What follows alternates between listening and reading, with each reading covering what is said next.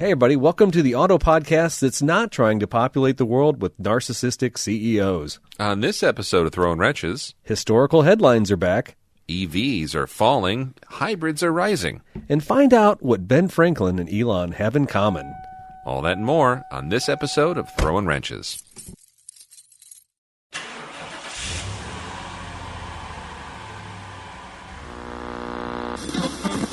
Here, rubber duck to sodbuster. Come on there, you have 10-4 sodbuster. Listen, you want to put that microbus in behind that suit?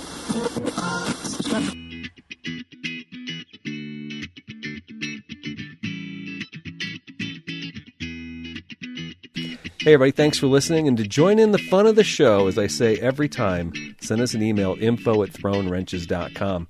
Or you could post a review on iTunes to be heard all around the world. That's right. We did Guess how many reviews we have this month, Daryl? The same as we did the month before? We don't have any new ones, seriously? Funny you should say that. Not Yes. a one. Not a one. But to be fair, there are so many different ways for people to listen to podcasts nowadays. I'm not sure that iTunes is the preferred way. Maybe I should go back and check the traffic reports and see. Good. But you could be on Amazon, you could be on Spotify, and those places don't take cool reviews, so whatever. It's fine. iTunes for the win. If you want to send us an email at info@throwinwrenches.com, we'll send you a sticker. We got extras. We do. We just heard that there's some new ones out floating around. But did I let the cat out of the bag? I haven't even seen these. Okay. It's double secret, hush hush. It is double secret probation. If you're a Patreon member, well, you definitely get stuff in your mailbox every once in a while. I got another batch of goodies coming out pretty soon for all the good little boys and girls on the Patreon feed. They always get the cool toys, don't they? Yeah. If you don't know my co-host, before we talk about those Patreon folks, well, let me tell you about Daryl Scott. Do you know the difference between a 5.0 and a 4.9? What is the 4.9 thing? I have no idea, but I know a guy. And if you have a thing about a stang, Daryl Scott, he's your guy. Oh, thank you.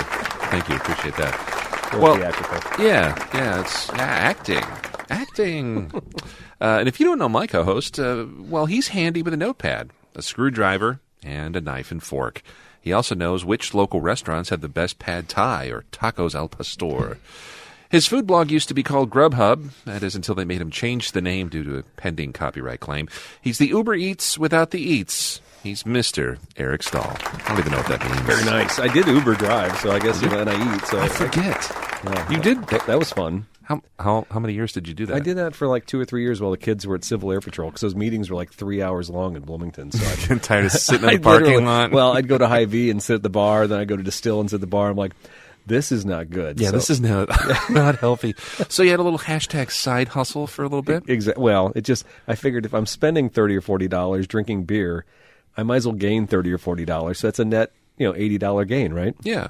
Anyway. Great idea. It seemed smart at the time. Yeah. Then I realized I hate people in my car, and I stopped doing that. There's the whole, other side of the coin. Speaking of cars, you are tuned in here for cars, right? Mm-hmm. You're here for the top 26 or 27th podcast in the podcast ratings for automobile podcasts. Did I say podcasts and automobiles enough? Maybe. I might have hit our SEO limit. All right. Ding, ding, ding, ding. There you go. Our sponsor, Forts Toyota, well, they sell a lot of great cars. So if you don't know Forts Toyota, you can find them on the web at www.toyota-pekin.com. There you'll find probably the best inventory we've had of Toyotas in maybe 3 or 4 years. It is crazy. There's 7 or 8 Tundras at least out there. There's Venzas, there's Crowns, there's Highlanders, there's Grand Highlanders. What? No, wait. Wrong one. Hold on. There we go. Mr. Fort will not be pleased. That's what I meant to hit. Crown. You said Crown. The Crown. The Crown is a beautiful car. Anyway, we got Crowns, we got Venzas, we got, man, you name it. Today, I don't know if you saw on the Instagram video I posted, we got a Nightshade SE Corolla Cross Hybrid, blacked out. Beautiful car. And I don't think that thing was sold yet. So some really cool cars are coming across the radar. A couple Priuses on the lot right now.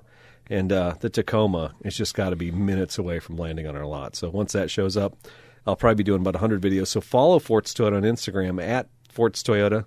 I will tell you, I think we have the best Instagram feed in Peoria for automotive dealers. Yeah, you definitely use it to the highest potential of that platform. And you're funny, too. Whether it's employee nonsense or whether it's just car stuff. I think that's the whole point of this type of stuff, right? Yeah, It's absolutely. kind of making common ground with the customer. So we do that a lot. So tune in on Instagram at Forts Toyota. Great Instagram feed. Thanks again to Forts for being a sponsor as long as you have. Yeah, and thanks also to our Patreon sponsors. Again, you heard a little bit about the pre-show goodies that you're entitled to when you step up and join the Patreon ranks. We do appreciate that. It actually does help pay some actual bills that we have. Make sure that we have our domain registrar all happy with us, so we can have throwinwrenches.com. And our wives. And our wives, too. Make sure we have these microphones, the cables, the high production standards that you're used to on this show. So, and I don't know if you know this, Daryl, but Sticker Mule has a deal right now where I can get temporary tattoos made. I see gears turning right now above your head. Yes, I'm just trying to think what image I will use to make a temporary tattoo and send out to our Patreon members. Hopefully it's something to promote the show and not creep people out like your last couple. Eric likes to do all kinds of artistic stuff with Sticker Mule, and it's cool. It's great. It's a lot of fun. I'll just say I've been shocked the last few times. That's all I'm going to say. Daryl Scott could never be speechless until tonight. If you did tune in the pre-show, great. I hope you enjoyed it. If you didn't tune in because you're not a Patreon member, well, I'll tell you this. It was a musical pre-show. We had lots of talk because the late, great Toby Keith were featured and Mojo Nixon. Yep. And then we had a little discussion about which is better, the electronic Oingo Boingo or the live Oingo Boingo. So if you're into all that stuff, you definitely want to tune into the pre-show. I think we hit some other subjects, too. Yeah, we talked about Carl Weathers, who passed away. We talked about, terrible Instagram reels that follow us now. And and then Facebook scams. Love the Facebook scams. Yeah. So, yes, we got down to some really hard-hitting news in there. So it's stuff that can't make the regular show because it's just too overwhelming for the senses. So tune into that pre-show. All right. Have we gone deep enough? And also you can get it on iTunes Premium. iTunes Premium, God bless you people. I still haven't figured out who's on there, what's going on. I don't even know. You don't get a monthly report or anything? I have to queue it up myself. They don't send me any statement or anything like that. And you're even an iPhone user. I know. You're an Apple I am an Apple devotee. Apologist. Yes, absolutely an apologist for Apple. But for some reason, I can't figure out what's going on there. Just know this. Sometimes the pre-show comes on Patreon a day before Apple because Apple actually listens to the show. And then, I have to go back and make sure they approved it so I can submit it. It's crazy. Works on my machine. What's this called? This is like some Joe Rogan filtering stuff going on right now. I'm not sure what's going on. No, I don't know. It's weird. It's totally weird. But you know what? It does work, and consistently, iTunes seems to deliver, the most amount of listeners, and it's a really good interface. So they got something right. They got something. All right. And also, if you haven't been following our Facebook page, we've been doing a lot on there lately, lots of commentary. Love the feedback from people. I love seeing people who are like lurkers. Mm-hmm. Like you put out a comment, next thing you know, there's people popping up on there. I'm like, oh, who's this person? Obviously, people are watching and reading stuff on there, so that's pretty cool. If we can't get 33 or 34 reviews now on iTunes, by God, at least just pipe up on the Facebook page. You're so sore about those reviews. I hate hitting this impasse. We have a record number of Patreon people listening at this point. Someone please just leave a review. Please. And then Eric will sleep soundly at night like a baby. Doubtful. He hasn't slept in years. Mrs. Stahl probably won't. All right. You ready for the first section of the show? Please. It's time for projects. Is that high production? Yes, it is. It is. All right. So we have not done a true project section, I don't think, in a while. Have we really done anything? Have we played with anything? It's wintertime in Central Illinois. Today, the temperature got up to 65 degrees. And it was kind of funny because we were dragging some cars in off the back lot that haven't been touched all winter because nobody wants to go outside and screw with a car when it's it's freezing cold, right? Mm-hmm. But 60 seems to be the magic number where we're like, all right, let's roll up our sleeves and go outside and kind of move some stuff around. So I think it's going to start happening in my garage. It's middle of February. It does seem a little premature to be getting that excited, but definitely spring felt like it's popping around. I have got to get my camper out. I'm sure you remember the story of me pushing it in right before, with my bearing. I pressed in myself, and I tapped it in flush at the back of the hub. But when I hooked up to my truck and rolled it, it just went. Really? Yeah. The same side or the other side? The side I'd just done. Now, to be fair, I tried to put red bearing grease and tried to fill up the Zerk with grease when it was 34 degrees. I don't think there's anything harder than that. That's just awful. Nothing wants to stick. It's not a fun time. You try and roll a bearing in your hand and pack it. And I'm doing this action where you keep turning it and packing the grease in there. Just like shop class. But when it's that cold, Yeah. nothing wants to go where it should. You know, if it were 50 or 60 degrees, it probably would have been much better. So I later found out, because I didn't take a picture. The cool thing now is you take a picture of everything, right? You know, so you know what it looked like before. Oh, yeah. You're supposed to. I never remember half the time, but yeah. So what did I do? I took the old hub and backing plate from my trailer, and I just pitched it in my metal scrap bin at work. I didn't check to see how recessed that bearing was in the back of the hub plate. And since then, I've talked to somebody like, no, you didn't pack it down far enough. Should go down another half inch. I'm like, crap. So It's just a single axle trailer, right? it is, Okay. and I think the bearing might be riding on the spindle, but just not sitting in grease or something. I don't know. It's just I didn't go more than 20 feet with it, so I think I can dismantle this thing and then push in the bearing a little bit further, and I think I'll be okay. Just pop the other side off. Use that for your reference. If it's not been touched. And I think, I think the backing plate. I don't know what the That's backing what I do plate. with drum brakes. I'm like, I screwed it up the one time, and I'm like, I'm going to just take the other side apart and see how it's supposed to be.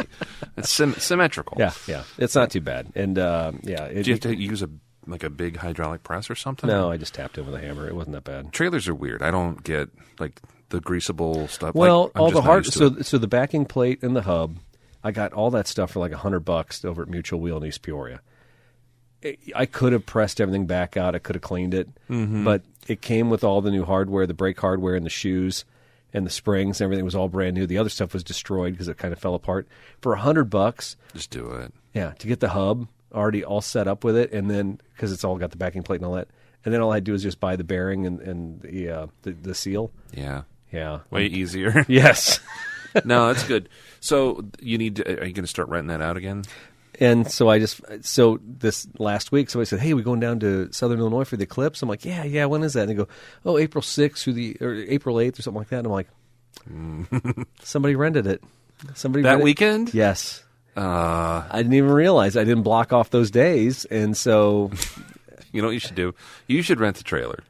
let's do it. And then someone else can use your rental trailer. There you And go. then you'll both go down to the eclipse and see each other there Yeah, and be like, you right. want to trade? Yeah. I don't think Angela wanted to go anyway. It's on a Monday. The last time I went to an eclipse, I tried to come home after the eclipse. One of the greatest mistakes of my life. What was a 2.5-hour drive home from Carbondale, or 3-hour drive, turned into 8 hours. Is it a good spot to see it? Is that why? Yeah, the eclipse will pass over the southern tip of Illinois within like a 50-mile span or something like that. Okay. So Shawnee Forest, Carbondale, all that will be affected by it. So did you stay up here? Obviously, you stayed up here for the last eclipse. Did you even step outside? I did. It was the one that was like during the middle of the day or something. Yeah. Like at lunchtime. Yeah. In fact, I was going through my memories and I checked in some pictures there. Yeah, it was. I was on the air working at the radio station. I popped out. Seriously? Yeah. It was like 11 or noon or something. I was covering for somebody. And I remember going downstairs. I was going to go to the roof, but they wouldn't let us on the roof of the building. Yeah. And I got like 3 pictures. Like before, during, after. I'm like, yay. And then I went back up and ate my sandwich and kept working. So the moral of that story is I should take time off and rent your trailer. Yeah, maybe. Yeah. But anyways. Well, somebody already has. Part of me said, maybe I should just text this guy and say, hey, by the way, I know we got an agreement, but my wheel bearing screwed up. And to be fair, You're not lying. Maybe I should let him know that somebody who's completely inept is working on this trailer right now, and it may not be repaired in time. So Might not. am I doing him a disservice by not notifying of a possible problem with the trailer? Do you have to give him his deposit back or something? I don't care about that. I'd even pay him $100 not to take it at this point. So Well, there you go. There you go. I don't see how this is a lucrative business, but that's fine. Right. That's fine. I got the title for the Celicas sitting outside the store. That's my new project coming in. And I got the Scion running today because, again, 65 degrees outside. Why not? So I have this 2005 or 2003 Scion TC that's been sitting outside I paid nothing for. And So it runs. nobody believes me that it runs. It's hilarious. They're I like, heard "Oh." it run once. Yeah, it runs. think, yeah. It doesn't run great, but I think it's got the potential to. I'm $600 in this car. Mm-hmm. $600 in a car that runs. Now, to be fair, they've stripped out the interior. It's got race seats. It's got a methane container injection. or methanol injector. Yeah. It's got a bunch of Turbo. turbo. Yeah, Turbo. What, early 2000s? Yeah. Like yeah. 04 Scion TC, something like that? Yep. It's got tinted glass. Why aren't you autocrossing that? Because why would I autocross that? Because when I got other stuff I can autocross. Tune it.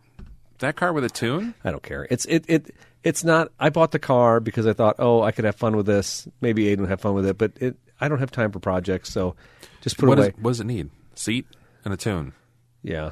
Well, and tires, and then go beat the bejesus out of it. Don't care. Just don't care enough. Of all the cars in my retinue, it's not worth it. So, what do you have to have some high dollar, high caliber? No. The most fun cars, in my opinion, to drive, especially on a road course, are the ones you don't care about. So getting to that point, we have a little flare side Tacoma truck sitting out back. The guy traded in with us a couple years ago because the frame was rusted out. Frame was pretty bad. Past recall, so you can't do anything? Yeah. Okay. And so we took it on trade. I said, don't get rid of it. Maybe we'll do something with it. But it's been sitting out back there. It's got the 2.4 liter, like I said, two-wheel drive, long body, flare side bed, which is kind of rare. If I finally got two guys in the shop who can weld. If I repair the frame on the bottom and we slam that and we rip the exhaust off, I think I could have my guys paint that thing black and take it to autocross and have a blast in it. Because generally trucks don't come to these events because the rule with autocross is it has to be wider than it is tall. Well, rarely is there a truck nowadays that qualifies. Right. Even the two-wheel drive Tacomas now stand really tall because they make them look like four-wheel drives. So this thing, old school Tacoma, 2004, 2005. Is it a 5-speed? No, it's automatic. Okay. Who cares? And we could just lower it and what the heck, have some fun, put some wide tires on it. Why not? It'll drive absolutely ridiculous probably on the course, but it'll be the only truck that'll qualify. Probably get first place in its class, right? I think that's a great idea. So, and I got. This is not projects, but it's been a really weird time at the dealership. I've had to kind of like rebuild kind of the staff since I came back here in the last couple of months, but I brought in 2 or 3 guys who are all kind of like friends, and they're kind of car nerds, and they weld, and they hang out, and they want to work on their cars. I haven't had guys like that in the shop in probably 5 years. Really? Yes. And it's kind of refreshing to see these guys want to kind of tinker on their stuff. And I'm like, all right, cool. Let's embrace this. I mean, this is really what you want. You want the culture in the shop. You would think so. Yes. Yeah. Yeah. What kind of stuff are they into, by and large? Well, they're lower in their car. These guys are all... Stance. Yes. Stance. It's hilarious. Okay. But TCs, couple of guys, TCs, one guy with an Audi. One of my guys just got a 4Runner. I swear to God, he wants to do 4Runner things with me, so that's cool. There you go. It's a good group right now, so I'm kind of excited to see, over the next summer what we can drum up here. Got some good technicians and shaking some stuff out, so kind of busting the cobwebs off the place. I feel like since COVID and since I was out last year, that I'm excited. Things just need to be. It's like a rug that's just primed to be beat and get the dust out. So maybe we can. Is that a good analogy? Yes, we're talking rugs, beating the rug. Yeah, and last but not least, I got that Celica title for the 1990. What year is you that don't one? even know. Is it a 94? I think it's 95. It could be a 94 or 95 because I've owned about every year Celica, and I'm trying to think right now. Angela's is a 97. And the black one I bought was a 96. I do believe this one's a 95. Okay. But it's red. It's a GT. It's a lift back. And the paint's starting to peel in one of the quarters. That red color just never holds up. But been fighting to get the title in this car. I think the transmission's out or an axle's broke. Al didn't really know. Leather interior looks a little rough, but the car ran like a top. And you just started right up. The engine idle's nice. Body's clean. Yeah. It's a clean car. I keep forgetting you have it. And then every time I go to the dealer, I'm like, oh, that thing behind the fence. Yeah. That's Aiden wants that car. Does he? Yes, he does. So, okay. So, I think this summer I might have that car for him, and he can, if he wants to get out of the RAV and he wants to drive the Celica, sure, that'd be a fun car. Is it? Are we going to plasti dip this one? Or? Yeah, he wants to paint it. Okay. He's already plotted. All yeah, right. Yeah, put a ski rack on the top, and it'd be primed. It'd be primed for some. Those liftbacks they got good lines. They do. I like them. You know what? I didn't like those cars when they came out. I like the pop-up headlights. That generation. I don't know if it was a Mark 6 generation Celica or what it was, but when they came out, those 4 round headlights, which to me truly hark to a rally heritage. They really do. The Pikes Peak cars, those rally cars all had those big headlights on the front. I think that car kind of screams that vintage, but they have grown on me now to the point where the flip-up headlights and the smaller Celica don't really do it for me like those do now. So I'm growing with age, Daryl. It's not, your tastes evolve. Yeah. Right? So I hopefully I'm telling lots of stories about projects like that, and hopefully I'm telling a story about that Scion leaving the fleet. Sell it to one of your techs. Yeah, I mean, I don't want to tease, what you're doing, but you posted a picture of a car on a trailer and freaked me out the other day. Oh, uh-huh. I thought he did not buy another car. No, I just assist. Some say enable, but well, I'll move on to you. I mean, I alluded to it in my description of who is Daryl Scott. What's going on in the North Peoria Auto Museum? Or what is it? The Scott Auto Museum of North Peoria. Yeah, it sounds better when you the order you just stack it up. No, honestly, not much. Just helped a good friend, the illustrious Mr. Casey, bring home another vehicle in his stable. So he finds some really cool stuff from time to time, and this time it actually happened to be a Fox Body Mustang. So that is now in his stable. I'll let him talk about that, but you can follow him over. It's at Spark Fuel Air on the Instagram if you'd like. I'm sure there'll be some stuff there shortly, but neat cars. Fox Mustangs are always fun because just the best bang for your buck. V8 rear-wheel drive. Most of them are, they don't stay stock for long. So are they survivors around here? Some, yeah. It's hard here in the Midwest. A lot of the floors and stuff will go, but no, this is a real solid one. And every once in a while they'll pop up. Mm-hmm. And I cut my teeth on those when I was a kid in high school and out of high school. And I never owned one. I owned the SN95. My Cobra was a 98, which is pretty much the same underpinning, suspension, drivetrain-wise and stuff. But at some point in my life, I do want to have a Fox Mustang. And I like the 85, 86 nose. That's the one I like. I can't imagine you trying to squeeze into one of those. They're decent. They're big. Oh, okay. Yeah. I mean, my other Mustang, actually, the SN95 is a little smaller inside. I had that thing for 16 years. Wow. The only thing that the only reason I really got rid of it is because it's so low to the ground. And when I had my back surgery and stuff, it was just a pain to get in and out of the thing. But no, once you're in there, it's fine. And I really like how easy they are to work on. Even to this day, they still have one of the largest aftermarket supports of any vehicle ever made, and stuff's cheap. Mm-hmm. It's weird to talk about getting older and stuff, and your tastes evolve. Mm-hmm. My taste for a while was like, oh, those are cool, and then I got, I like newer, cooler, turbocharged, and I like different stuff. Those are simple, and everybody has one. And now I came back to them. I'm like, these things, there's a reason why they were so popular. Yeah. The trouble is now they're 40-plus years old, and you're dealing with 5 owners and 16 different motors and all this. It's like, okay. Radio chops. Yeah, the dash is all cut out. There's no plastic left. You're like, okay. So what is the difference? I mean, when somebody says something's a 5.0, I never know if that's a cheat anymore or what. I think the newer ones, when they say 5.0, they're 5.0, right? They are, yes. The older ones, the Ford 302, denotes any Mustang that came with a 302 V8, which I think from 79 up, even like the Mustang 2s, you could get them. The 302 is an older motor. It's a derivative of the old 289, 260, the Windsor motors. But they actually started coming in those Foxes 79 to 93. That was the V8 option you get. You get a 2.34 cylinder for your base Mustang, or if you got the LX50 like Vanilla Ice or the GT 50, that was a 302. And the funny part about a 302 cubic inch motor for Ford, it's not 5.0. It's not 5 liters. If you do the conversion, which is 61.02, you either multiply or divide, I forget, to get cubic inches to liters displacement. It's actually, I'm such a nerd. It's actually 4.9. This is why I have you here, Daryl. It's bad. It's like 4.9. I couldn't carry a car show by myself. Sure you could. No, I couldn't. Sure you could. It's not a 5-liter motor, but it just sounds cooler. So, and then Vanilla Ice, you can't say rolling in my 4.9. No, you can't. It doesn't sound as good. So, by the way, Vanilla Ice apparently still has the 5-liter from that video, I think. I find that hard to believe, but he probably sold it and then bought it back. Maybe. That might work.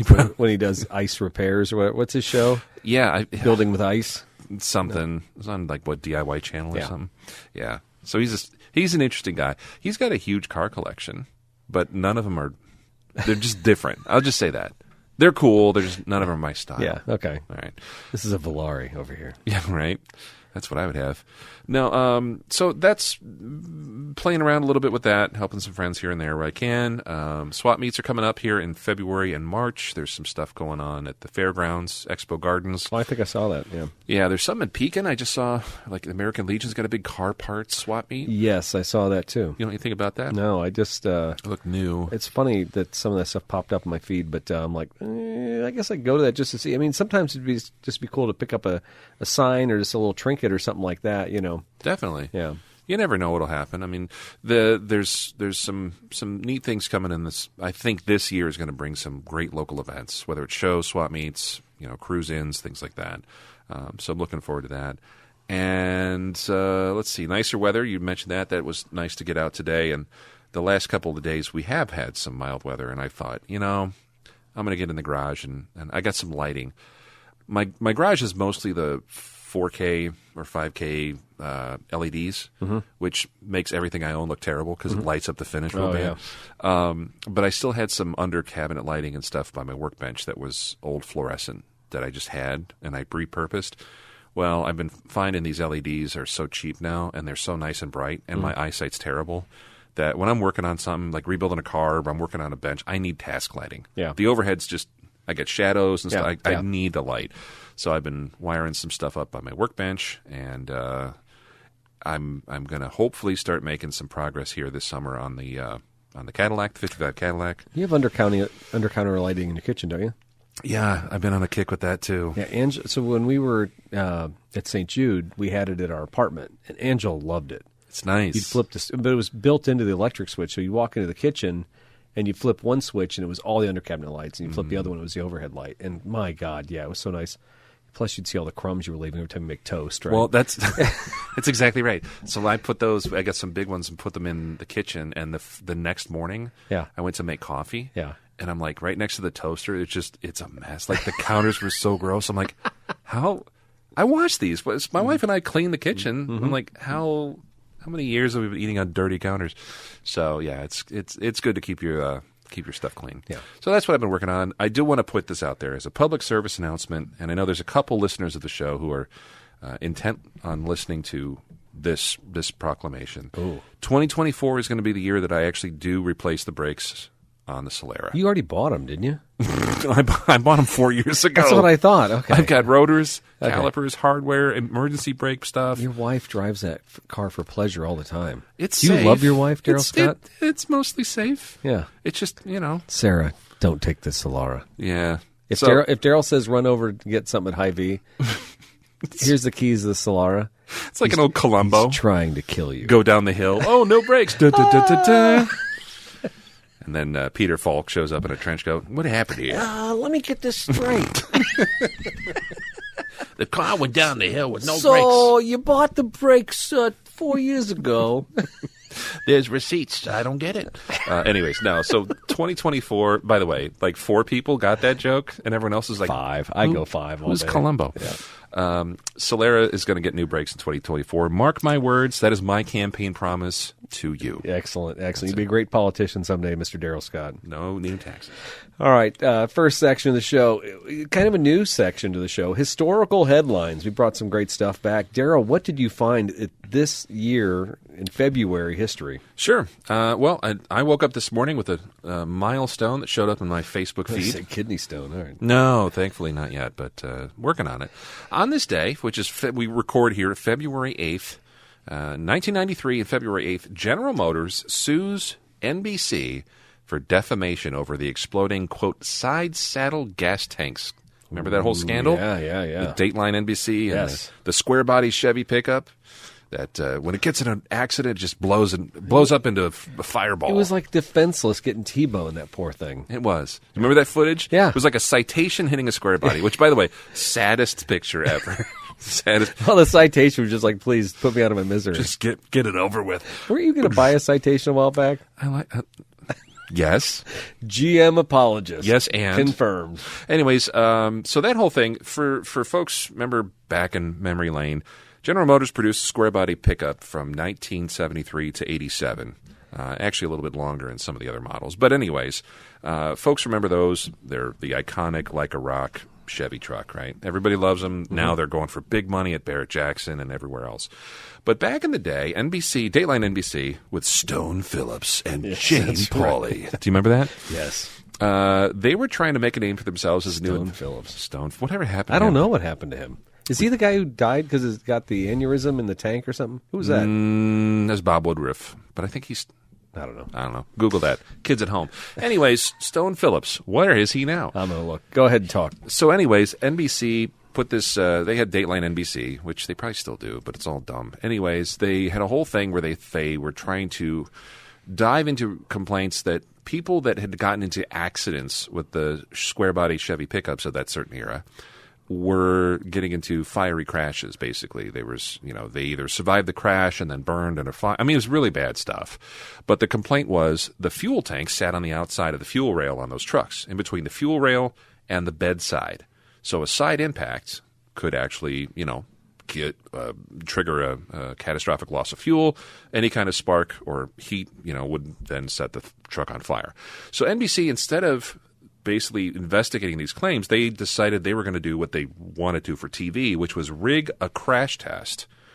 Mm-hmm. And they took this citation, they took this truck, and they simulated a spark. So there wasn't a spark from the impact, but they simulated one with, remember the Testers model rockets? Yeah. Estes. That's what those, Estes. Those model rockets we all built in junior high and set them off as science class, they rigged those things up with these little charges. No. Those igniters? Yes, okay, yeah. The igniters. So they set it up and they're like, well, this is what, let's say the headlights are on and it sparks. Poof, that's what it would be like. And over time, the public perception was these trucks are unsafe. There has to be a recall. Millions of people are going to die because of these trucks. They're everywhere and they're unsafe. And how could General Motors put these trucks out there knowing that this is a safety hazard? And what wound up happening was GM took NBC to court and said, this is crap. You rigged this. This is not how real world happens. And they did issue some fixes. I think there were some, the Blazers and Suburbans, I believe, their gas tanks are on the inside of the frame rail out back. Yeah. But that's where in the truck where the spare tire sits. Yeah. So I think that was their kind of their recall was like, okay, we'll put a different tank in it, but it's really not an issue.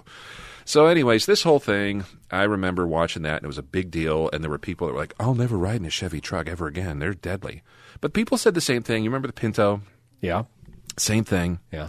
Crown Vics had a big thing with the police package where they said in a rear crash that fuel tank would rupture. Okay. So, again, not necessarily the greatest design to have something hanging outside the frame. It does seem kind of crazy to have the gas tank sitting up in the body like that. But at the same time, it's wasted space. I totally understand. Yeah, I mean, and you're not thinking about a truck, that's sitting up pretty high. You're not thinking about a car, kind of coming at it and hitting it like that. Right, but the metal's so thin. Yeah, you don't want to be washing gasoline as the car gets T-boned, right? No. Yeah. Even back in the 60s, the gas tanks were in the back of the cab on some of these trucks. Yeah. Or, station wagons that we all grew up with. There was no room there because you had the third row seat in the back and you had your little footwell. So most of those Crown Vics and Chevys and stuff like that, those fuel tanks were actually the same thing. They were on the side in the passenger compartment in the way back. Mm-hmm. And nobody really had any issue with those. So, I mean, I get it, but GM ate a lot of crow in that time period. They did. And NBC, well, you can talk about the integrity of journalism, but if you're doing a regular crash test, it's probably best not to use incendiary devices, yes, like a pyrotechnics show, to demonstrate a point that you're trying to make. Anyways, well, and getting back to what we all really want to know about Stone Phillips' career. I was just thinking, where did he end up? He started out with ABC in 1992. He went for 15 years as a co-anchor with Jane Pauley and 11 years co-anchoring with Ann Curry on Dateline. He went on and did some interviews with the Peter Gabriel? Abu Ghraib prison scandal. Oh, that. Remember that thing? And they talked to Jeffrey Dahmer, he talked to Boris Yeltsin, Bernie Goetz. A distinguished journalist. Yeah. It later earned Phillips an Emmy Award for Outstanding Interview. He co-anchored the NBC, Dateline NBC from its inception in 2007, and when NBC did not renew his $7 million contract, He resigned from that. In 2005, he was a guest premiere on the Colbert Report, and he did the final Colbert Report in 2014. 2012, he did a PBS NewsHour show and did something for the Golf Channel. In 2013, did something on PBS called Moving in Grace about siblings caring for their aging parents. And that is it. He's done. He's done. You know what, though? That's beautiful. That's Johnny Carson and out, right? I mean, it's just like, did my thing. And now, obviously, he's a little sloppy towards the end. It's not total Johnny Carson. But he's not. This is from 2013. The guy was born in 1954. You know what would be hilarious? He's like, I'm out. I'm done. Yeah, he's done his thing. It would be hilarious is if he collects square body Chevy pickups. he's got like a 78 4x4. I get it. Yeah. Yeah, I mean, you want to try and find the common ground with the guy, right? I want to try something. I don't know. This by the way, the screenshot, we'll put it up with the post. I remember watching. Do you remember watching that video of the crash test? Yes. Those things exploding. There's the saddest death of any two vehicles I've ever seen in my life. So I'll share that in our post. Now, sometimes celebrities do have car collections, stuff like that. I just typed in Stone Phillips car collection. Mm-hmm. Nothing. So he's boring. Yeah. Well, okay. He's not like Tim Allen or no. Jason Momoa's. I think John Cena. He's got like some Ford GTs and stuff. Oh. Yeah. He's into stuff. Jason Momoa. Aquaman. Yeah. Aquaman 4. All right. Anyways, this is what are we at here? Time for the. I'm gonna try a new box here. You're gonna try your special effects. The news. Hey, that worked out pretty good, didn't it? Sure. That's some my Firestone box. We don't have any world news this week. We're going to skip right ahead to national news. Used car prices will, this is according to Automotive News, used car prices will continue falling this year, but affordability remains an issue for many buyers, said Jonathan Banks, Vice President of the Product Development and Valuation Services at J.D. Power. Speaking at J.D. Power Auto Summit in Las Vegas, Banks said he expects used vehicle prices will fall 5.7% this year, more than the 3.5% decline in 2023, as the market continues to recover from the skyrocketing prices during the coronavirus pandemic. I think we're kind of seeing maybe a little bit of that, but boy, I tell you what, I look at Marketplace and I watch stuff on Bring a Trailer. It's still pretty strong. Yeah, the prices seem stupid all over the place, don't they? I think so. I'm mostly looking at the older stuff, the collectible stuff, but I've noticed that as well. Yeah. I think that even things that 10 years ago wouldn't be collectible are commanding collectible prices just because they're there. Yeah. If something's runs, drives, it's presentable in and out, it's clean, whether it's late model or collectible, it's going to command top dollar. I think also, I think this is probably another trend. The price increases on so much stuff here as far as the new cars coming up in value. Mm-hmm. You know, and for example, say a new Tundra is $67,000, well, you're not going to be able to find a lightly used Tundra for $30,000 then, right? I mean, no. That means they're going to be $45,000 and $50,000 because if you can buy a new one for $60,000, right? You know, they got to be hovering somewhere. So what would have normally depreciated more, you know, maybe that truck wasn't even that much money brand new in some of these cases. They just, because of the massive price increases on new vehicles, I think that's what's holding them up as well. You see a lot with luxury cars, too. You'll see big sedans or things that people want, let's say a Lexus, or they want a Cadillac that's, 2-3 years old. Mm-hmm. The depreciation is not what it used to be. And it seems like the active places that are selling those are off-lease or rentals. They're not getting them at like 2 years trade-in. Nobody's trading them in. I think people are holding on to their stuff, too. Yeah. I'd be curious to see. I don't know what the average – at one point, was it 12 years? The consumer – what is it? The average lifespan or the longest that consumers are holding on to their cars. I think during the pandemic, I think we were up to 12 years at some point, which I thought was pretty intense. 10 was always the magic number. 12.1. So the typical – wow. Yeah, this is just a quick Google report. Rapport? Or search, maybe, Colbert is what report. I meant to say, yeah. The typical car meant to last around 14 years. It's no surprise that the average car when vehicles on the road has increased to 12.1 years. That's some kind of an article from Zebra. But 12.1 years, that's the average right now, yeah. It's up there. And that's probably directly related to the costs, right? I would think. Well, I think, in my perception, cars are built so much better these days. Cars built in the last 10 or 15 years, you don't accept stupid failures like you used to back in the day. You know, there was a time when you'd have an oil leak from a car right off the lot. You would accept some of that stuff. I think cars are built so much better right now. And I think maybe now we've made the turn where there's too many electronics. But I think there was a peak time there before we went totally digital in the cars that I think they had great motors, great technology, dual overhead cam, internal timing chains. There's just a lot of stuff. Build quality was good. Yes, yeah. So I think a lot of these cars are going to last a long time. I see cars all the time from the mid-2000s. I'm just like, man, these cars won't die. I'll see, to your point, I'll see stuff that'll show up on Marketplace, and you'll see, Camrys, you'll see even, Mercedes, even Explorers with 200-some thousand on it, and it's still a clean, presentable car. Yeah. And there's no rust. That's the other thing, too. The only areas that I still see, like, rust, corrosion issues are full-size trucks for some... And it's only I'm looking at you, GM, and I'm looking at you, Chrysler. But I don't understand why that's still a thing. But for the average family sedan, I remember growing up, my folks, my dad had the family station wagon painted twice in 10 years. Wow. Because the thing had rust pops or bubbles or something like that. Because after a few years, to your point, you'd be like, oh, got a little blister here. Well, it's a couple years old. Yep. I got some oil in the driveway. Oh, well, just keep topping it off. Exactly. I mean, everybody had spotted driveways when we were kids, right? Yeah. That's where we parked the car. It's always got a few droplets there. I always loved that when you're going to play. My grandpa had carpet samples always in his garage. Just like thrown under there? That's where the Cadillac parked. Yeah. Just yeah. You ever play basketball at a friend's house where their parents have junk cars, and like every time you come home, I look like I played hoops. Come on. Well, that was the thing. In the suburbs, I guess that was a big deal.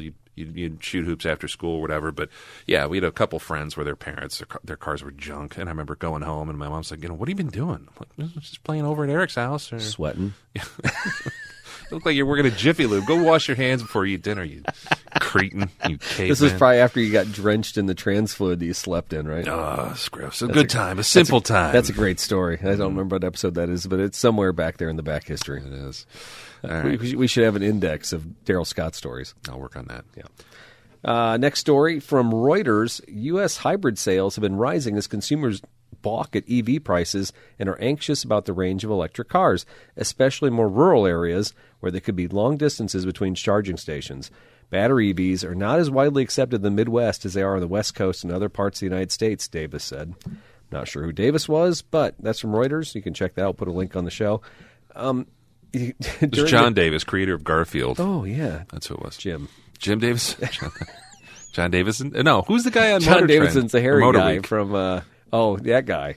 The one you... Did I slam him on the last show enough? You were going to. I think I was going to go merciless. Sorry, I on Auto interrupted Week. you. Yeah, Auto Week, the PBS show. I'm going down. Anyway, let's get back on track. I'm sorry. pretty sure WGN or somebody had a giant expose here recently during the big cold snap. Negative 15 degrees in Chicago or Wisconsin or something like that. Yeah. There were lines of Teslas, and most of them were Uber drivers who were lamenting their life choices because they couldn't sit on the charger long enough to even get a $20 fare and drive around and come back to have to charge. And oh, by the way, the charging stations are all full, so they're going to sit in line for even longer than that. So articles like that, I'm sure, put a heavy damper on any EV buying this winter, right? They certainly seem to put sales flyers up everywhere because right after that bad press, I'll say there was a wave of bad press with that cold snap, specifically in the Midwest, but elsewhere, I'm sure, because, climate change. Anyways, the fun part about that is that right after all that, every Ford dealer was like, Mach-E is discounted, $11,000 off MSRP, and Ford Lightnings, this and that. Everybody was kind of doing a little... marketing damage control. Toyota's not, because I wanted to buy Angela BZ4X. I still think that's a great car for her. Mm-hmm. So I'm like, I walked into the sales office. I'm like, ours is still in the lot for sale, and these things aren't in high demand. We're in the Midwest. Surely there's a good deal on these.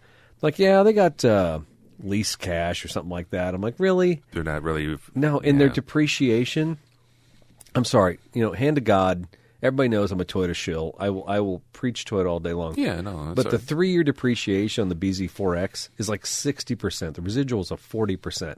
It's the worst Toyota ever in the leasing stable. But is it like that with a lot of other EVs? I mean, I don't know. I can't. Teslas are different. I can't speak to that, but I can say this: as far as Toyota goes, that car has the biggest depreciation you could possibly get off sticker price. I wonder if you did the same thing with like a 2-year-old, because the Mach-E's been out for several years now. Or if you did, You get hammered on depreciation on that. You think? Could be. Just because that secondary market, there's still that the concern over batteries. I don't want to replace batteries. You got a 10-year, 150,000 mile warranty, I think, on the Toyota. Mm-hmm. But what happens if you're 160,000 miles, that battery goes bad? Can it be serviced? Do you have to replace the whole thing? I'm a Toyota dealer. I don't even know what you do with that thing. Is it serviceable? Right. Likely not. Well, Leafs. We talked in previous shows, too, about it. Leafs come off lease. I'd like to talk to a Nissan guy and just see what they did with those. When I was over in the UK, they were all over the place. Sure. But I think they've got a smaller range. But honestly, you can pick one up off lease for mid-teens, upper teens. Yeah. Or 20s, whatever it is now. It's still not that bad for something that's just a couple years old if you're looking for a commuter. Well, and that's my thing. 3 years from now, if there's a BZ4X that comes out that somebody drove down, got the 60% knocked out of it, and I can buy it for 40%. Yeah, that's a good deal. It is a good deal. And then I can drive that for the next 7 years and have warranty on the battery and everything. Yeah, that's not a bad deal then. Mm-hmm.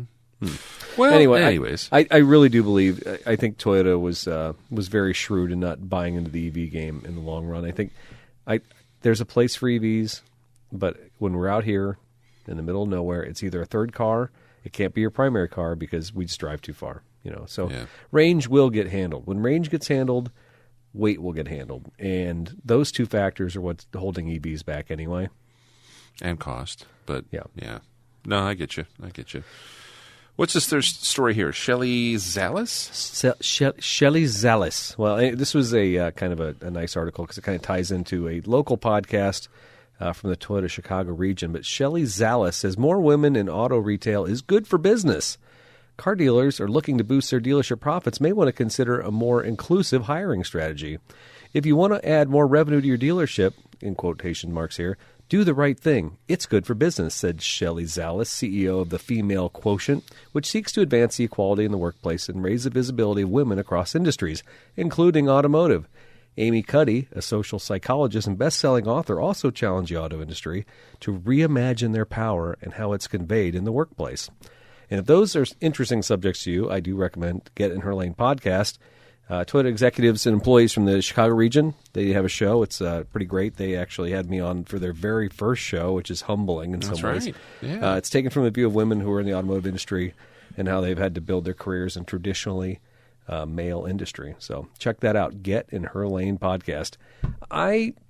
They're on the web, by the way, getinherlane.com. They've got a really awesome website with all their episodes and then a whole bunch of reviews, things like that. How cool is that to work at a business that sponsors your podcast? So the Toyota Chicago region allows these employees to get together, interview, bring people in, and that's part of their job. And it's a big deal. Yeah, I think it's pretty great. Yeah, they're out there on all the platforms, too, so definitely check them out. Yeah. I will say, every vehicle that we've bought since, the history of ever. I've not worked with a female salesperson. Really haven't, except for Jeep. There was the woman who ran the service department there for a while. I don't know if she's still there. Lynn Curley? Yeah. She's still there. Is she? She was cool. I like her. But yeah, she's a staple. It's one of those things though, where typically, even in this day and age, when a lot of other industries, I don't want to say diversity, but just there's been an eye on diversity, or just that experience is not what it used to be. There's still this perception, and in many cases, that walking into a car dealer to buy a car, it's like, it's going to be some guy putting the full court press on me to do whatever. And for a lot of women, I think that's super intimidating. So it's good to hear that perspective. It's good to hear from areas where that diversity is kind of exemplified in that experience in certain fields. And also, I hate to say this, but there is still some psychology that, it doesn't matter what field you're in. If you're in sales specifically, there's a lot of psychology that goes into, interacting with people. And, the male demographic of a car buyer is going to be different than female in some ways, in shapes and forms. What we look for, it's interesting to see things like colors or style or performance or safety. Like there's certain things that are just different. And if you have salespeople that kind of grasp that and understand the different demographics that make up your customer base and what features appeal to those people, It's a powerful selling tool. It really is. We have a female salesperson at the dealership right now, and we've had a handful over the years. In service, Still not so much. I hate the way customers treat female service advisors. It's really, they have to be battle axes to deal with some of these guys, because so many times we had Janice was my last female service advisor. Yeah. People be like, "Can I speak to a man? Can I talk?" They actually say that. Oh yeah, and she would just be like, "Sure," and just click, put them on hold, and just hand them off somebody, because she was not going to put up with their crap. Just giving them a ration of BS. Yes, because they're a female. Yeah. Can I talk to a man? What? Who says that? I could expect that from somebody who's like 75 years old. A lot of plus. times, it's the greatest generation. Is it? It is. Yeah. And even their spouses are just as bad. They've been trained by their husbands. When my wife worked at a bank for a long time, somebody said, "Look, girly girl," to her or something. And one time, Is this the Music Man? Yeah, she's like, "Did I wander into Iowa? What? Am I right here in River City? Girly girl. Is there trouble?" No, it's just one of those things where I think she went home and I think she even had somebody say that to her in like college, like a college professor called her girly girl or something one time. And she's just like, I can't believe, like, what are we doing? Yeah. So, no, I think that's a great podcast. The perspective is phenomenal. Yeah. And, I've given that a listen when, wow, they've been out there for a couple years now. They've done a good job, so I give them big credit for that. Right on. All right. Next one. This one's you here. What do we got here? Yeah, this came up. This was an interesting read, and it was in The Guardian, and it's called, the title of the article is Seismic Shift, Driving Unaffordable for Many in U.S. Amid Push Towards SUVs. Luxury vehicles production cuts and soaring insurance prices have sent the cost of U.S. car ownership out of control. I mean, it's quite a headline, but anyways, they were saying... Coming from the Brits. Right. Yeah, so this thing, I'll paraphrase here a little bit, because it is a great article. It starts talking about the costs. It uses a couple examples of people trying to use their car for work and how expensive it's become due to insurance and everything else. But the average new car today sells for nearly $49,000. That is true. It's like $48 and change. Average used car lists at more than $26,000. That represents a 31% increase for new cars and a nearly 40% increase for used cars since the year 2020. And that's according to recent data from Cox Automotive. Increases have brought the total cost of car ownership to all-time highs in a country where cars really are not optional. And that's despite easing of inflation and supply chain issues that have snarled the auto industry during the pandemic. So why are consumers still getting squeezed? Well, they go into basically talking about cost increases during the pandemic. Automakers, they kind of blame this a little bit at automakers' feet, saying that automakers used the pandemic basically to kind of stop making cheaper models, make more luxurious, more expensive, lucrative models for them, get rid of lines that they didn't want to have to support. You know, if you look back, you look at Ford's portfolio here in the States, they make cars everywhere else in the world, but here in the States, if you want a car, you buy a Mustang, and then you go right into their SUVs or trucks. Yep. That's it. So there might be some truth to that.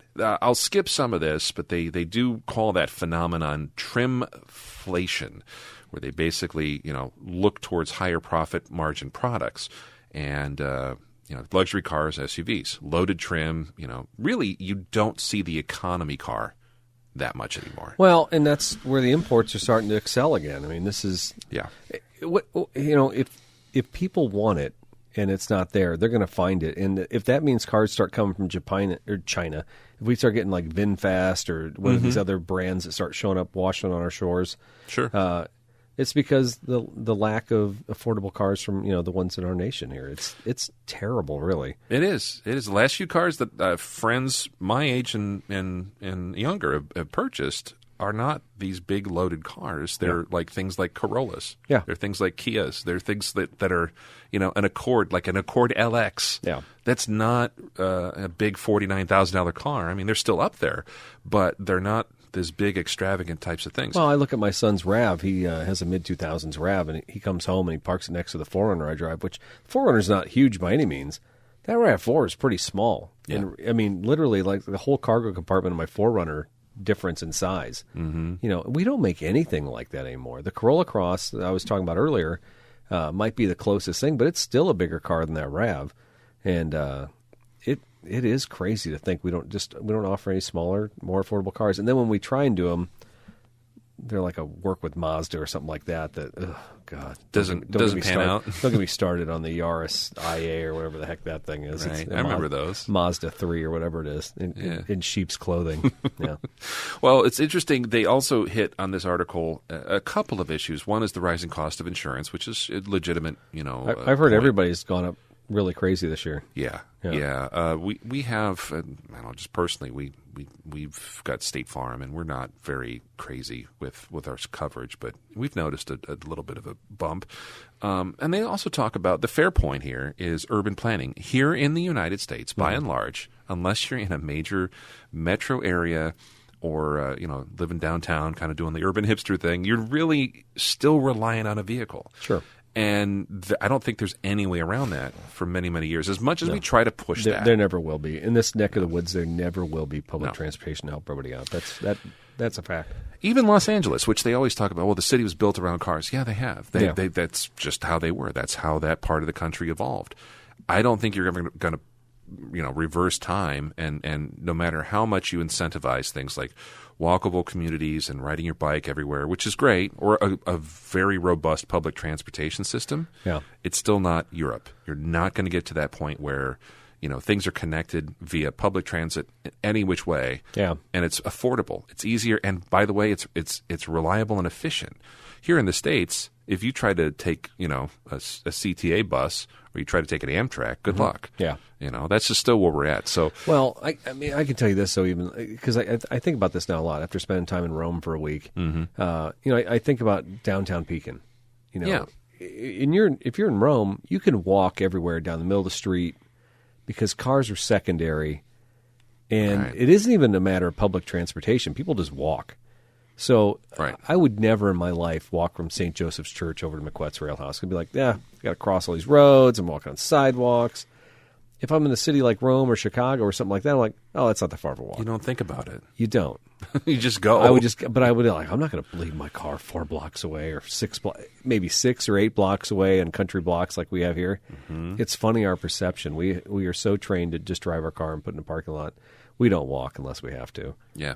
I don't know. There's no right answer, but it's certainly not going to change anytime soon. The other thing I'll say, too, I sometimes think when I see like the cars and the scooters sitting around at the charge station, stuff like that, these share vehicles, maybe there's some answers in that stuff, but we live in an area where it's negative 15 degrees sometimes.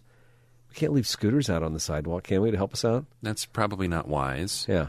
And then also, I've seen pictures of those things going in a landfill, where they're, the company's like, oh, these are aging out, we're going to get new ones, and they just doesn't that make you feel warm and fuzzy? Yeah. Yeah. So, again, I know that there's solutions, there's ways that we can do better. Yeah. I don't want to sound like Stuart Smalley, like, we can, motivational. Gosh darn it, people like me. But at the same time, you're never going to put that genie back in the bottle there. That this country was built, designed, urban planning. And I do still want to talk to your friend who's all about Eric Reeder. We got to get Eric Reeder on the show. Absolutely. And all of that. So we can talk about the hideous placement of the burger bar. What is that burger place? Freddy's. In East Peoria. Gosh. Yeah.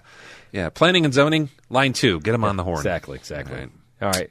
We do have one article in local news. This is kind of big news. It's Rivian news. This is from, and this is stolen shamelessly from WEK. It's our local NBC affiliate. This came out on September 27th. Stone Phillips worked there? Right?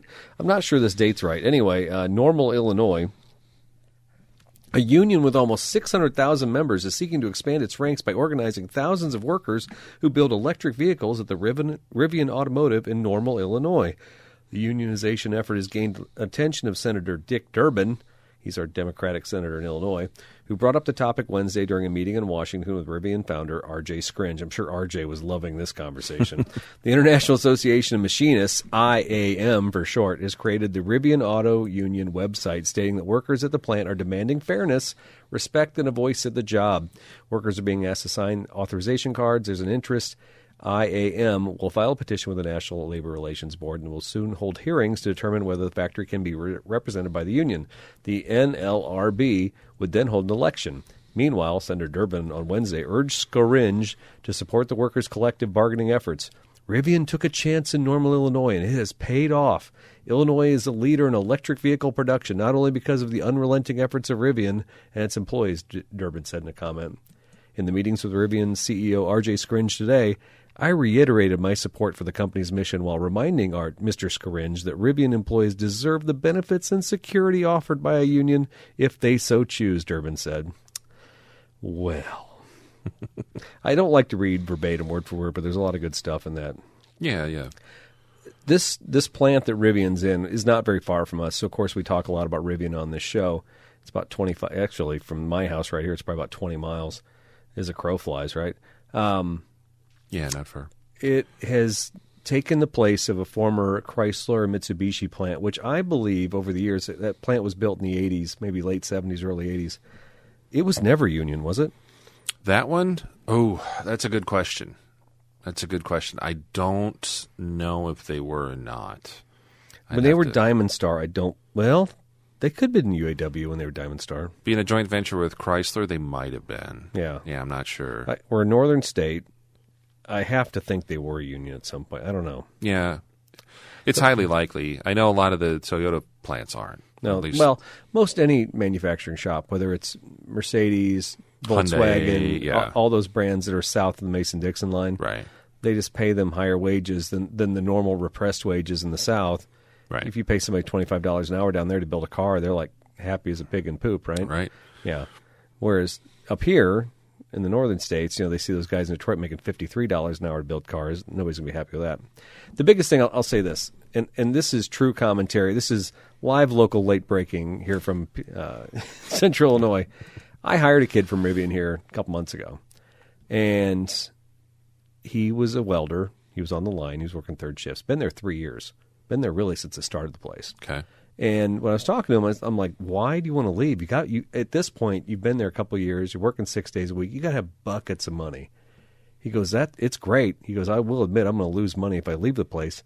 But he said all the time, the CEOs and all these emails, they talk about work-life balance. And he goes, it must be for management because he said, I can't get off the 6 days. It's mandatory 6 days for me. Really? Yes. So they're just grinding on the line. And then you get Sundays off, and then he's back to work on Monday. Yeah. And he said, meanwhile, my friends are off Friday nights, having their weekends and all that. It's like, it's not worth it. Especially if you're a younger guy, it starts to eat absolutely. at you a little bit. Yeah. Well, let me ask that I have the feeling that the plant here is doing its thing, but they are supposed to release their second model, which is not going to be built here. Be a third model, which is not going to be built here, correct? That was speculation. So they did the little launch thing, but has that even been released officially? I heard they're doing a press release where they're coming out with a smaller model. Kind of slowly. It's kind of been a terrible secret. Plus, I think they've also patented a motorcycle or a bicycle or something. They're going to do an electric bike. Yay. You can bike to work in 50-degree weather. There you go. But the whole kink in that third model is they're saying it's going to be built at the Georgia factory. Well, the Georgia factory is light years from being built, as far as I can tell. They've never agreed on the property. We can reinvestigate that because we talked about it on previous shows, right? Right. That the model's supposed to come out in 2026, but the plant in Georgia hasn't even broke ground yet. Or if it did, it's like it should be completed soon. Like, okay. So there's another, again, more question marks, and you have this kind of fluid timeline. I guess their third model is going to be called, the R2? The R2. Yeah. It's supposed to be a compact SUV and pickup. So pretty much the second verse, same as the first. But they're going to build that in their Georgia plant. So AP News back in October said Georgia and Rivian agreed to construction. First phase of Georgia factory will proceed in 2024. 1 month ago, judge dismisses zoning challenges to the Rivian EV plant, which I think is one of the things they've been holding up. Yeah, they've had some issues down there for sure. Yeah, and Rivian secures massive Georgia land deal for EV plant and R2 electric vehicles. That was back in November. So what they still have $40 billion, something like that, to play with. Mm-hmm. But they're burning a couple billion a quarter. I mean, this is... Amazon did this. I remember we all thought Amazon was insane years ago. You'd be like, how could they lose money every quarter and they're still together? Mm-hmm. But at that point, it's like faith-based. It's crowdfunding. I just don't feel like Rivian has that juice like Tesla did and like Amazon has. They still have. I don't know, man. I see what you're saying, but they've managed to pull this off so far, and I'm seeing a lot more of them on the roads. A lot more. I see a few. I will say this also. I heard an article that they were storing a bunch of Rivians now on State Farm South's campus. Do you see that article? No. So they're filling up the parking lots over there. Their parking lot at the old Diamond Star, the Rivian factory, is chock full. Yeah. It is filled with vans. Now, their their commentary on that is that Amazon's not taking them as quickly as they'd like to get them to Amazon, which I find suspect. Like, Amazon's the biggest retailer in the world, so besides Walmart maybe. But think of the infrastructure you need, though. Yeah. Look at the okay. Have you ever gotten gas at the Casey's there, off of 98? Yeah. That Amazon warehouse. Yeah. In the afternoons, Yeah. mornings and afternoons, Oh, where geez, it's just man. Just. It's insane. I'm surprised you've driven by there. Yeah, I was out that way one time. Today there was a tour of it. It was a business after hours for the Chamber of Commerce. I was going to go. You should. I wanted to, but should. You were more important to me, Daryl. Oh, I appreciate that. No, but the amount of people they're refueling at that Casey's, and they're all Amazon delivery trucks. Mm-hmm. And I thought, this is insane. I waited forever to get a pump. I felt like a Tesla owner in winter. No, but so I went there and waited my turn, got in there, and it was, I'm not kidding, there was probably 30 to 40 Amazon vans filling in and out by the time. At that Casey's? Yes. Oh, my God. It was insane. And I went in, I got a Gatorade and a slice of pizza, because Casey's. Yeah. And you got your Casey's reward got my points? rewards. So I'm learning from you. But I said to the lady at the counter, the cashier, I said, is it like this all the time? She goes, yep, every day at like 9 and 4, like whatever, the shifts where the Amazon guys are doing it. So I could see the reason why a lot of those distribution centers in Amazon wouldn't take those, because it would be an infrastructure investment like nothing. Sure. To put chargers, to run electric cables, things like that. And if the facility's set up for it, great. Mm-hmm. If not, I would think they would have to spend more money to get those things set up. Well, and then again, Midwest. I mean, cold weather. Yeah. We have long routes here, so I mean, you're going to have to ship those things down south. You got to put them to urban areas. I mean, obviously, the reason you want to have an EV delivering stuff is because you don't want emissions. So that makes sense. You want to have that in a downtown. I mean, in Put it in LA, in Atlanta, in LA, Houston. Absolutely. Yeah. Houston for sure. Any place there's smog, just fill it with electric delivery vehicles. And it's not easy to get those things. Like, at least at the Rivian plant there, they've got that rail line, that spur line, that they can load up a bunch of them in a boxcar and ship them, auto transport. But those are so huge. So I imagine it's taking a while to get those things distributed. But yeah, interesting. I wish them the best. I think Rivian's really making some top-notch quality products, and I really like that SUV and that truck a lot. Mm-hmm. I think their fit and finish is great. Making a lot of racket over here, sorry. I don't know. I wish the stuff was built more here at Normal, especially with all the amount that they've invested in that factory. I hate to see that stuff go to Georgia, but I also understand you have to diversify and gotta get that cheaper labor, babe. That's probably what. Come it is. on, RJ. We know what RJ's all about. It's probably cheap labor.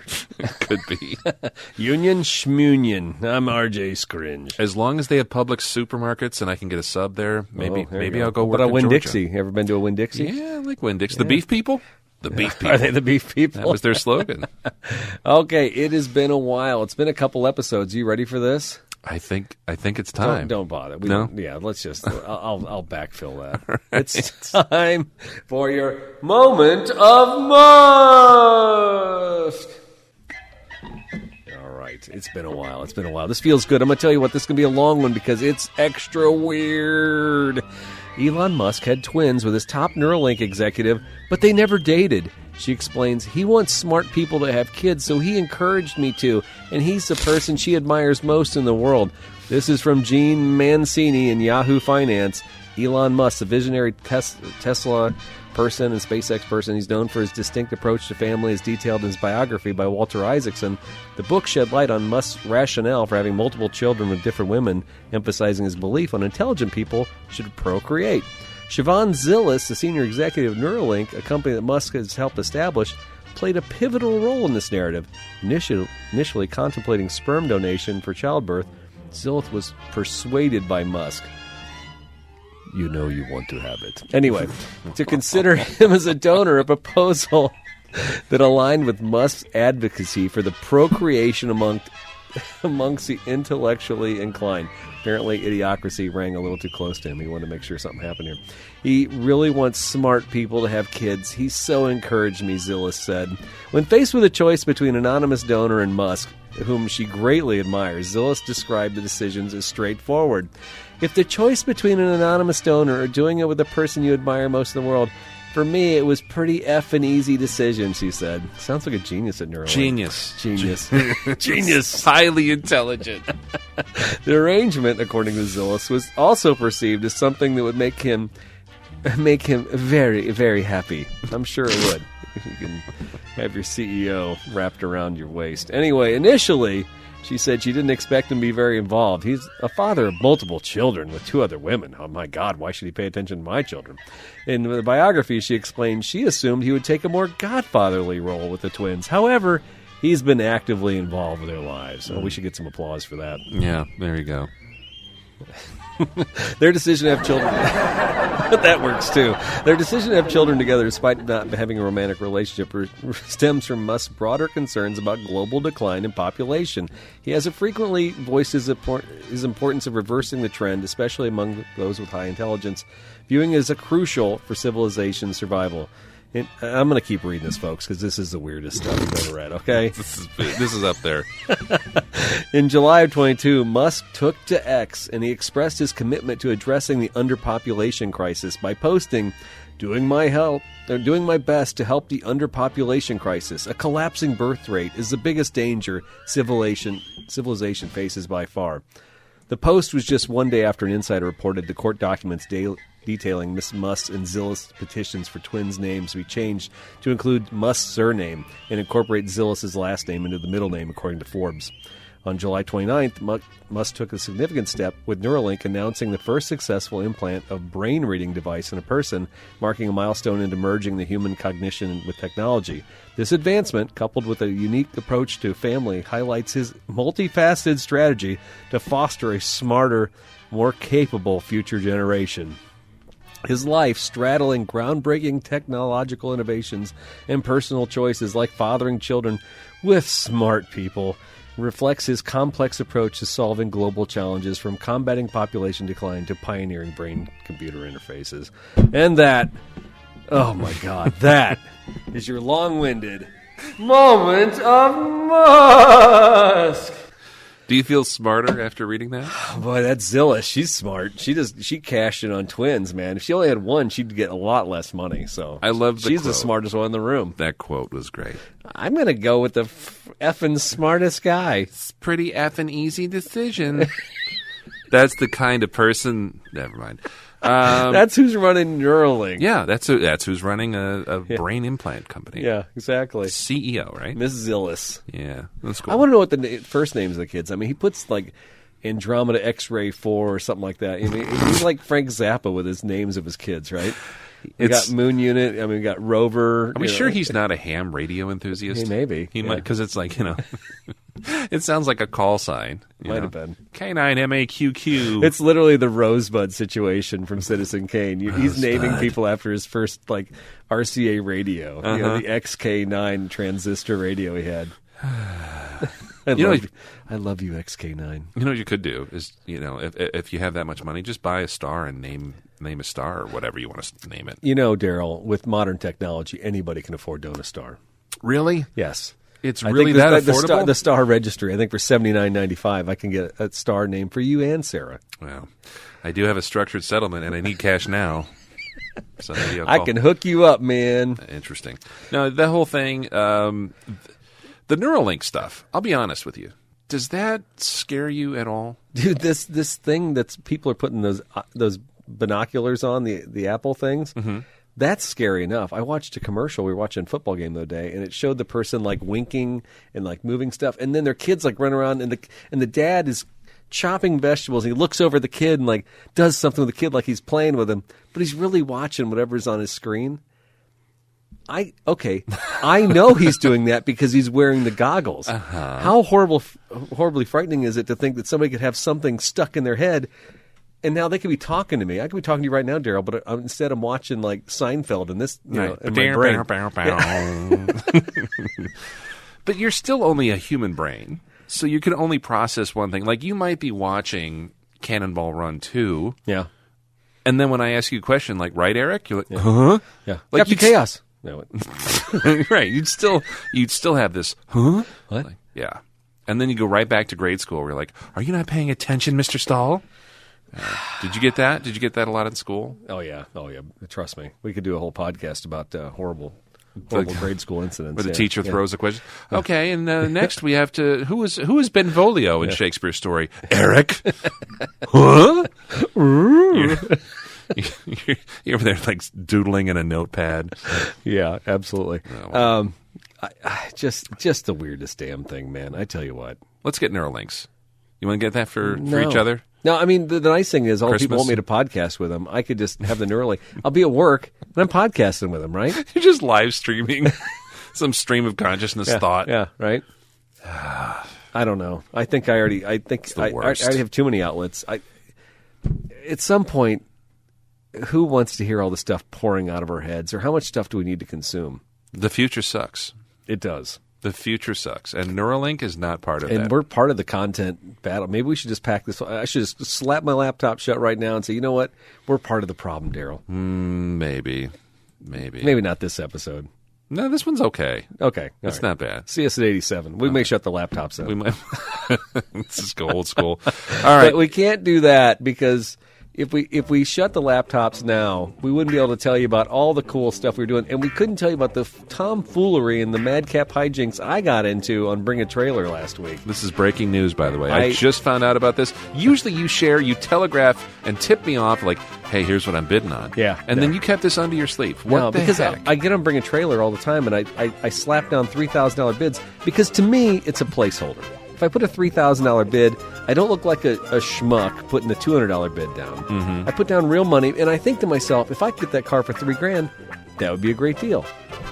My wife doesn't quite see it that way. Dude, $3,000, that's baller status. Yeah, That's, Yeah, and if you follow my profile on Bring a Trailer, which I may share on the Instagram account, or on the all right, whatever account. Social. I may share with Neuralink. you. You will see there's a distinct pattern on the bids of Eric Stahl, and they're mostly $3,000, and they're mostly for old Toyotas. Big spender.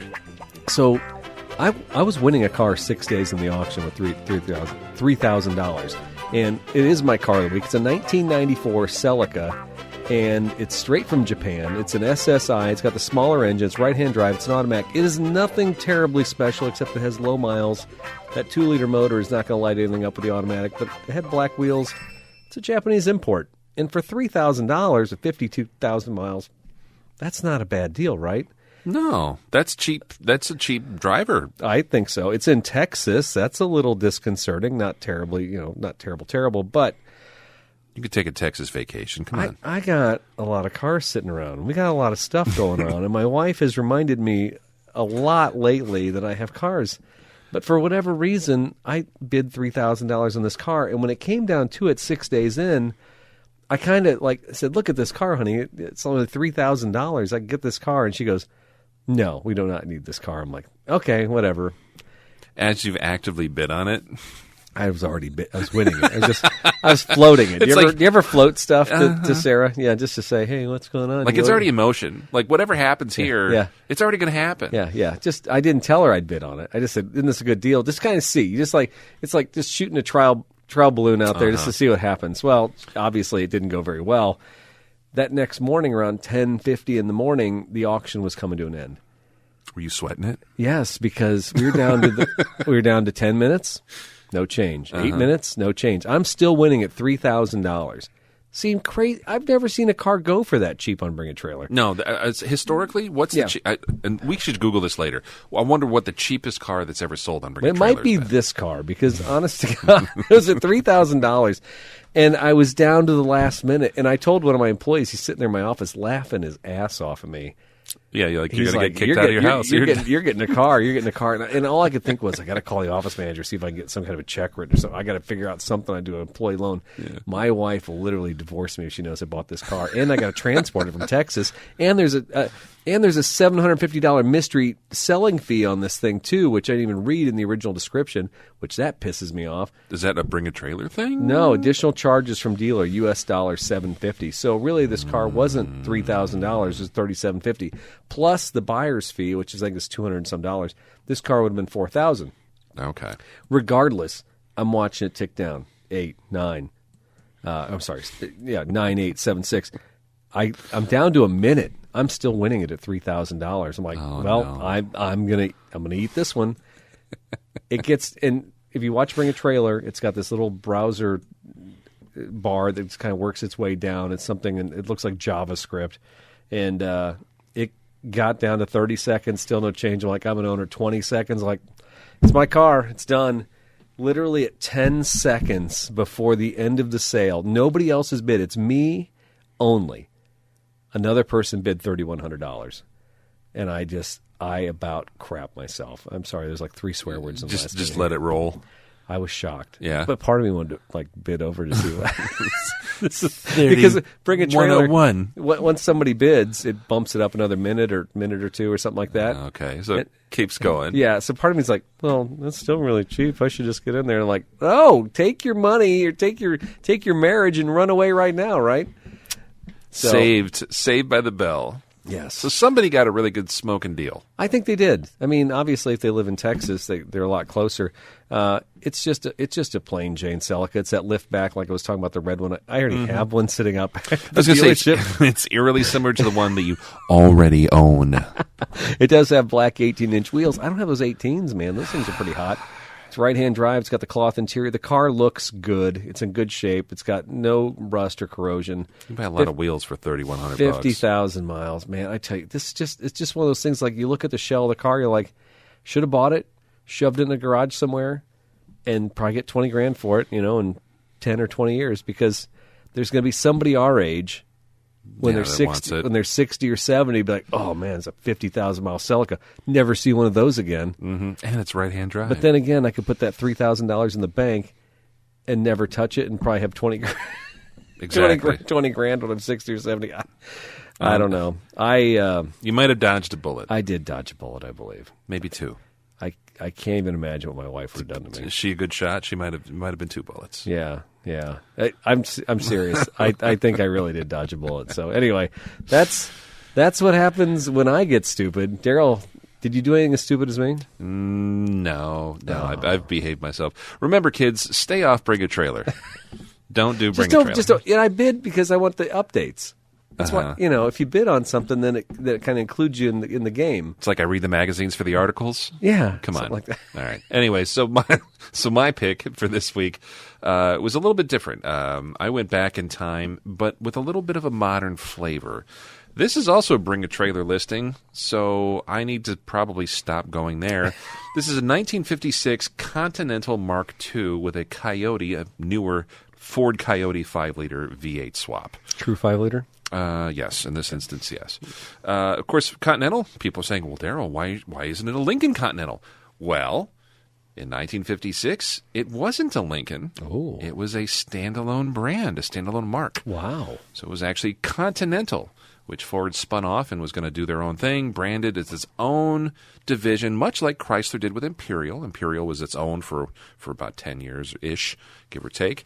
And then they said, this is dumb, just call it a Chrysler. And same thing with Lincoln. They eventually moved that back into the Continental under Lincoln. Anyways, this is a Mark II. It's the cool one that Elvis had. It's kind of a hand-built, one-off, really neat-looking design. Big coupe, luxury coupe, if you will. It's got that kind of fake spare tire in the back and really neat lines to it. Those deep dish wheels, I mean, is that is that vintage?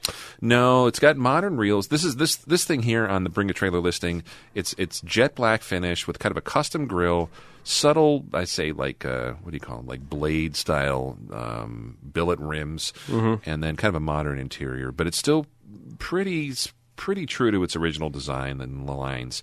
But the listing here, it's a 56 Continental Mark II. They looked like this in 56 and 7. 58, they started getting a little bigger and looked like a spaceship. And then 61 is when they started looking with the suicide doors, the ones that everybody remembers from the 60s. So this thing is approximately one of 2,500 first-year examples produced and was modified under prior ownership in 2019-2020 with a 5-liter Coyote V8. So that's a pretty nice high-revving modern Mustang V8. Made into a 6-speed automatic transmission and an 8.8-inch rear differential. Shaved exterior handles, a Heights front subframe added, so it's got a real nice front-end suspension, 4-link rear suspension, coilovers, 18-inch alloy wheels, and 4-wheel disc brakes. I think it's safe to say this thing probably runs, drives, and handles a lot better. So what would that have normally had? Like just links with springs in the back before, like a minivan or something? Coil axle. I'm sorry, a straight axle with coil springs. Okay. Most likely, I believe. Just kind of floating back there. Yeah. And motor-wise, I'm going to be terrible. It wasn't a 430. That was later. I think this was a 360-something, 350-something V8. So a decent-sized V8, probably a little 4-barrel, what they call the teapot carburetor, because this thing had such a low hood line. They actually had a weird modified carburetor they used on these and Thunderbirds that kind of a pain in the butt to work on. But original What's the word? Teapot. No, what's the word? What's that? Thunderbird. Come on, man. You got to play along. Bird is the word? No, what's the word? It's Thunderbird. Man, you don't know your... I only know Thunderbird as the cheap wine. It is. It's the cheap wine. Is that the... Okay. Yeah. All right. Gross. Anyway, so this thing, actually, current bid right now, and I'm not really one for hot rods, but this is one of those where you take on the hot rod power tour or do like a Route 66 cruise. That'd be cool. Coast to coast and still look cool, and then sell it in California. And then fly back home. And then fly back in first class. And laugh all the way. This current bid on Bring a Trailer right now, it was at $51,000 and change when I was there earlier. I'm going to pop in here right now because we have internet, folks. We are in the future at this point. Barely. 52. So we picked up $1,000 bid. How long's left? And it looks like it ends in 3 days. So, Eric, if you get your bids in now, you 3,000 was my first bid. So okay, it was a little bit more, but yeah, pretty slick car. I don't know. Your pick's pretty cool though. I think that's the bargain of Bring a Trailer probably since ever. that's what a lot of the comments were after the guy got it. I mean, of course, that hidden $750 fee. That's annoying. Have they always done that, or is it just I don't dealers? think so. I have no idea where that came from, and shame on me. But I've never seen a car. There was one time there was a white raggedy race car that I thought I was going to win at $3,000, but that was like a day out. Next thing you know, it went up to like $7,000. That's generally how these things go. It definitely was a lesson in humility for me. Yeah, that maybe I shouldn't be so laissez-faire with my bidding. I could think of worse. Here's how I always justify this. I've known people that have blown more than that in a weekend trip to Vegas. So, yeah, but my wife didn't marry a guy who does weekend trips to Vegas. So. Yeah, it's probably not a good argument. Yeah, right. No, again, a placeholder. I can't even think that I was wanting to buy that car. Obviously, if you can find a deal, you want a deal. This red Celica I'm going to get that I have, I'll be that deep in it if I put a transmission and I fix the paint and stuff like that. But or Aiden Plastedips it, but I have it. It's in my hand. I'm not going to Texas. Yeah. It's not right-hand drive. I'm not have to worry about the kinky title situation where it says it's got a title from wherever. But you don't really know until you get to Illinois and register it, right? That's always the gotcha. When you get it, you purchase it, you get it here, and it's like... You do a title search, you're like, oh, that's not right. The name on the title is not the person I bought it from. Yeah. And they passed away 5 years ago. Yeah, and by the way, you're now going to be in just paper chase for the next 5 years, right? Uh-huh. Yeah. Oh, and guess what? It was reported stolen. Wah, wah. In Japan. Wah, wah. The plot thickens. Yeah, Michael Douglas shows up like Black Rain or something. Right. Best movie ever, by the way. Ever? Ever. Better than the dog. What? Ghost Dog? Ghost Dog. The Way of the Samurai? I watched that with my son a while back. Did you guys like it? He loves it. Aiden, this is why we're friends. What's your take? It was better than I remembered. Okay. I could go. It definitely is like an amateur cinematography type thing. Yeah. But I like it's almost like a professional for urban kids. Yeah, I think that's fair. Yeah, I think that's fair. Plus, Kate Capshaw, it redeems her performance in Indiana Jones and the Temple of Doom. Oh, whatever. forever. Anyways, all right.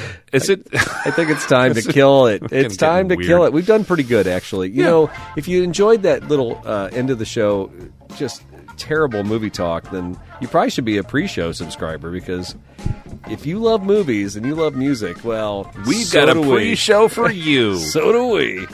You can actually buy the pre-show episodes individually. If you want to do a little taste test, flight. If you want to dabble per se, $2.99 I think takes you all the way for a pre-show on iTunes Premium. So it might be worth it. Yeah, check that out.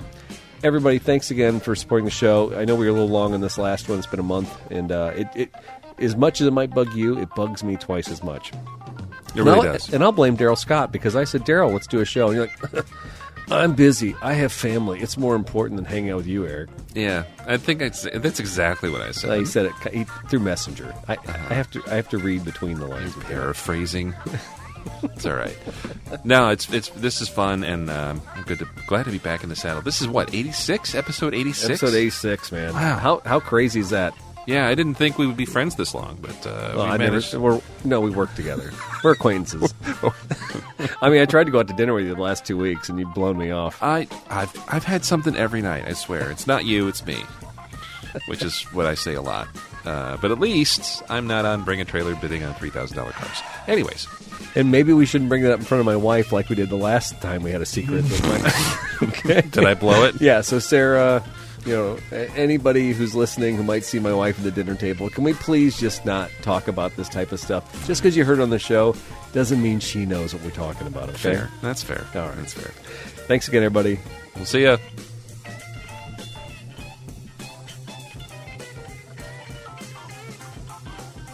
Cool.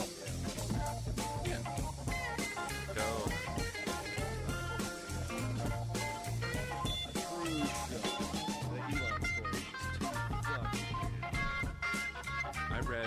So the day that press release came out with that Trimflation successful, I read the whole thing. I was literally like, I woke up, I read that, I'm like, oh, weird. And I kept reading. And I gotta go to the bathroom, I gotta get a shower, I gotta go on. Shit, reading the whole thing. I'm like, what is going on? Well, I do believe there's some actual